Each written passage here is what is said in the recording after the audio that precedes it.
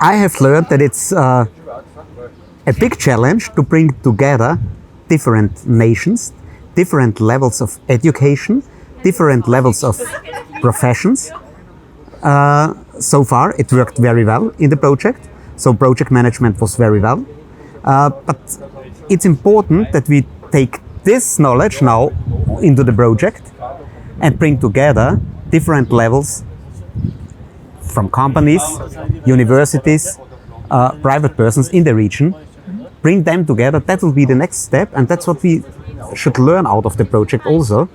Bring together them, help them to develop themselves, to improve their knowledge about digitalization, and that's what we learned so far, and looking forward what's coming out in the next step.